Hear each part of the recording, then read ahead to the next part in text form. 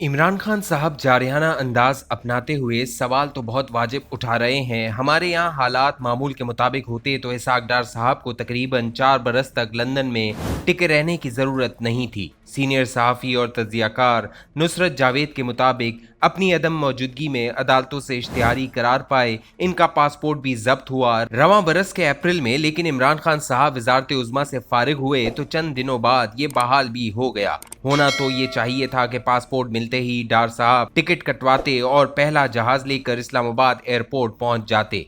इन्हें मगर क्लियरेंस के लिए कई हफ्तों तक इंतजार करना पड़ा। सवाल उठता है कि मुबैना या हकीकी क्लियरेंस कहां से मकसूद थी। खान साहब इस जमन में महाफिजों का जिक्र करते हैं। मैं इनके इस दावे की तस्दीक या तरदीद के काबिल नहीं, अपनी औकात बखूबी जानता हूँ। जिम्मेदार जराए से गुफ्तगू के बाद अलबत्ता ये बयान कर सकता हूँ कि लंदन में 2019 से मुकीम नवाज शरीफ साहब डार साहब को इमरान खान हुकूमत के इख्तिताम के बाद रवां बरस के मई ही में वतन भेजना चाह रहे थे। शहबाज शरीफ साहब को ताहम इन दिनों पैगाम मिला कि इमरान हुकूमत की जगह जिस बंदोबस्त की उन्होंने क़यादत संभाली है वो जून के महीने में 2022-2023 के माली साल का बजट पेश करने और इसकी मंजूरी के बाद नए इंतखाबात की तारीख का ऐलान कर दे। IMF के रवैये को निगाह में रखते हुए मगर हुकूमत में जो भी होता इसे एक सख्त बजट ही तैयार करना पड़ता। शौकत तरीन भी अवाम को इश्तियाल दिलाने वाले फैसले लेने को मजबूर होते।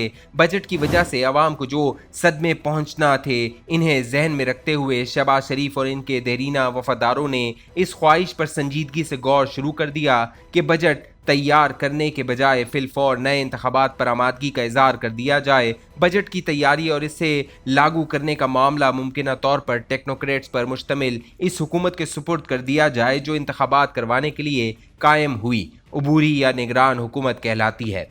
मुस्लिम लीग नून मगर हुकूमत में चंद इत्तेहादियों के बल पर बैठी है। पीपल्स पार्टी और जमीयत उलमा इस्लाम इसके कलीदी हलीफ हैं। इन दोनों जमातों के सरबराहान ने शिद्दत से इसरार किया कि अगर इमरान खान साहब को हटाकर हुकूमत बना ली है तो इसे अपनी बकिया आईनी मुद्दत हर सूरत मुकम्मल करनी चाहिए। नवाज शरीफ अगरचा इसके लिए आमादा नहीं थे, घबराहट में, लिहाजा वजीर आजम शहबाज शरीफ अपने चंद बाएतमाद वुज़रा समेत लंदन रवाना हो गए। इनसे हुई मुलाकातों के दौरान नवाज शरीफ नए इंतखाबात पर इसरार करते रहे।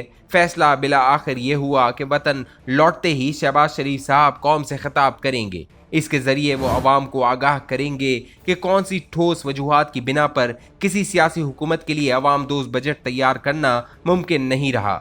बेहतर यही होगा कि ताज़ा मैंडेट के तहत बरसर इक़्तिदार आई हुकूमत ही एक तवील मुद्दत हिकमत अमली के साथ नई माशी पॉलिसियों का बोझ उठाए। मेरी इत्तला के मुताबिक मुजवज़ा खिताब का मसूदा भी बहामी मशावरत से लंदन में ही तैयार हो गया था। इमरान खान साहब ने मगर दरियासना 25 मई को इस्लामाबाद पर दावा बोलने का ऐलान कर दिया। इनके ऐलान को टीवी पर सुनकर नवाज शरीफ साहब चरागपा हो गए। इन्हें शुबा हुआ कि ताकतवर हलकों में इन दिनों भी मौजूद इमरान खान साहब के मुबैना सरपरस्त साबिक वजीर आजम के जारहाना अंदाज को थपकी देते हुए नई हुकूमत को ब्लैकमेल करना चाह रहे हैं। ऐसे माहौल में शहबाज साहब ने कौमी असम्बली तहलील करने का ऐलान कर दिया तो अवाम को ये पैगाम मिलेगा कि मज़कूरा फैसला इमरान खान साहब के खौफ से लिया गया है। वो आसिफ अली जरदारी और मौलाना फजल रहमान की ख्वाहिश के मुताबिक डट जाने को आमादा हो गए।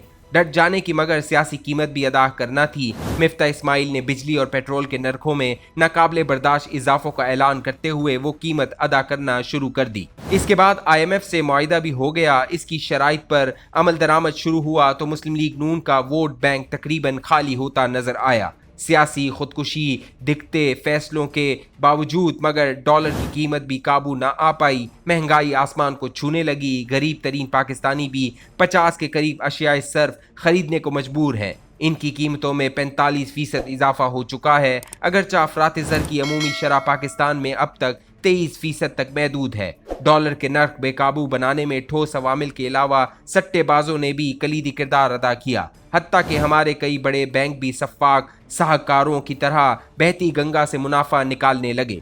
मिफ्ता इस्माइल भले आदमी है, मईशत को मगर टेक्नोक्रेट की तरह डील करते हैं।